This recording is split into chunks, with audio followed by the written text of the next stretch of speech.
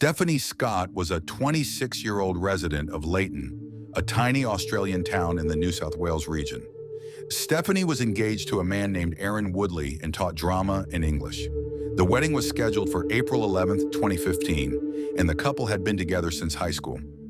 This case occurred 6 days before the wedding. Aaron and Stephanie received an invitation to a party on Saturday, April 4, 2015. Aaron attended without Stephanie because she had too much work to complete.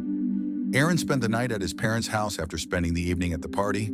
After contacting each other all night, the couple bid each other good night at approximately 11 p.m. Stephanie texted Aaron the following day, April 5th, to let him know that, despite it being her day off, she was arriving at work early.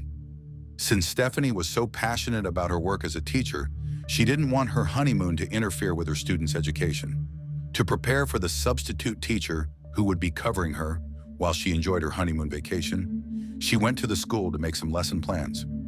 Aaron called Stephanie that evening while he was driving home from his parents' place because he wanted to meet up with her, but she never picked up. Aaron assumed that Stephanie would not be close to her phone at the moment, but she wasn't there when he arrived home. After hours passed with no response to his calls or texts, he headed to the school, but Stephanie's car was nowhere to be found. Aaron immediately called Stephanie's friends to check on her, thinking that perhaps she had changed her mind about the wedding and had visited them, but they had not heard from her either. After a sleepless night of checking her phone non-stop, Aaron called her parents the next morning to inform them that Stephanie was missing. Stephanie wasn't the kind of girl to disregard those close to her. Thus, this behavior was really unusual for her. They started to worry that something terrible might have occurred. Stephanie's parents, Aaron and Stephanie, reported her missing to the police. The small community was swiftly alerted to Stephanie's absence. On the first day, a Facebook post with Stephanie's information and photo was shared hundreds of times. Residents of Leighton banded together and helped the police find Stephanie. Many people conjectured that Stephanie might have rolled her car and ended up hurt either on the side of the road or by a creek because the community had such a low crime rate. However, as the days passed, there were reports that Stephanie had changed her mind and moved off the grid to get some space. Or perhaps she had been taken against her will by someone. The police looked into Stephanie's last known location. The investigation started at Leighton High School when she informed Aaron that she would be working that Easter Sunday morning. When Stephanie was at the school, they asked who else was there. During the Easter break, the deputy principal reported to the investigators that he had spotted Vincent Stanford, a 24-year-old school cleaner. Vincent, who lived at home with his mother, was soon located by the police. They inquired about his whereabouts on that Easter Sunday. Vincent recalled visiting a grocery store, and he informed the cops. When the police went to examine whether his statement was credible, they discovered that this supermarket closed on Easter Sundays. Later, the police returned to Vincent's house to question him more. Vincent was not in when his mother opened the door, but she did give the police permission to check his room. The police discovered blood-stained handcuffs, a bra, and a pair of keys that Stephanie would have used to enter the school over the Easter break inside his room. When Vincent got home, he told the police that he had been using his cell phone to take some pictures of the town. Vincent consented to the authorities' request to view these photos. The cops discovered a number of images of a severely charred human body. As they were going through the pictures, they questioned Vincent about the subject matter of these pictures. He explained to them that the images were taken from a scary movie he had downloaded on his phone. In light of all of this evidence, Vincent was taken into custody on April 7th. Vincent's co-worker also came forward to report to the police that on Monday, the day after Stephanie vanished, they saw that Vincent had odd facial scratches. This co-worker asked Vincent if he had seen Stephanie before she vanished.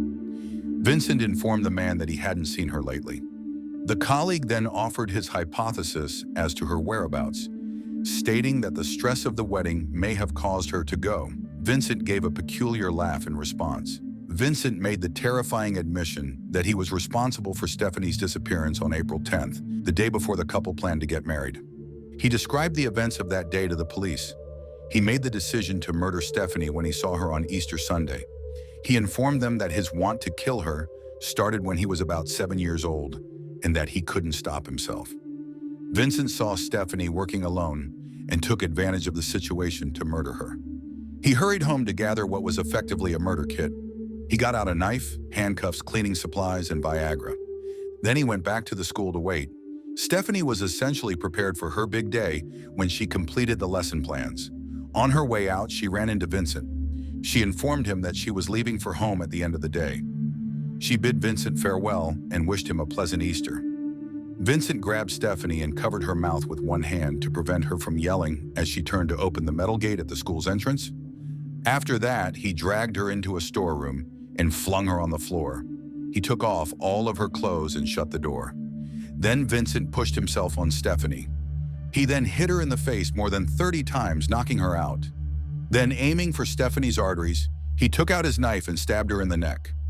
Calmly, he informed the police that he had taken this action to ensure her death. Vincent returned home and got himself some lunch once he had successfully stated his desire to kill.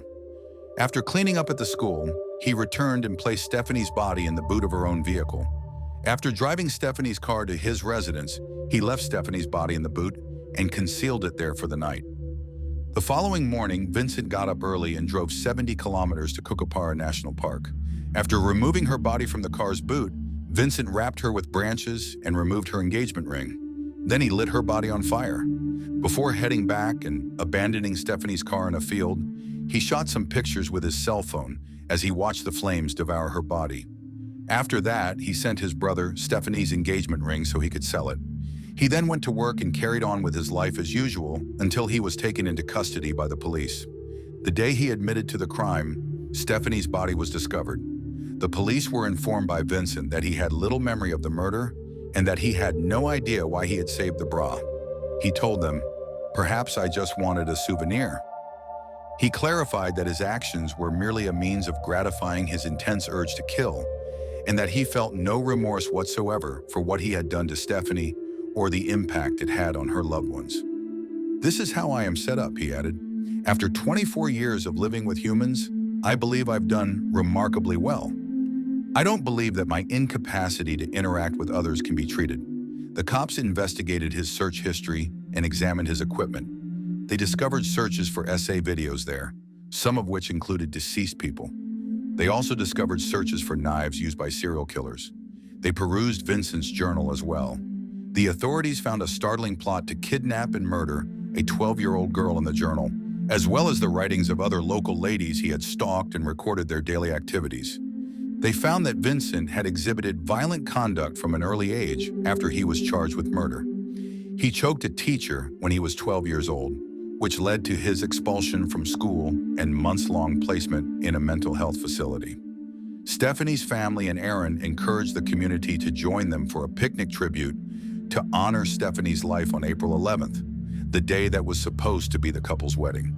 Her favorite color was yellow, which was worn by everyone during the ceremony. Marcus Stanford, Vincent's brother, was given a 15-month term for selling Stephanie's jewelry and aiding and abetting the crime. Vincent received a life sentence for murder after serving 15 years in prison for violent assault. It's always unsettling to witness a murderer not even feign regret for the atrocity they have committed, and Vincent has yet to express remorse for his actions since killing Stephanie. Vincent is believed to be too big of a menace to society. He will likely spend the rest of his life in prison because it is very obvious that he has really evil plans. And let's hope that remains the case.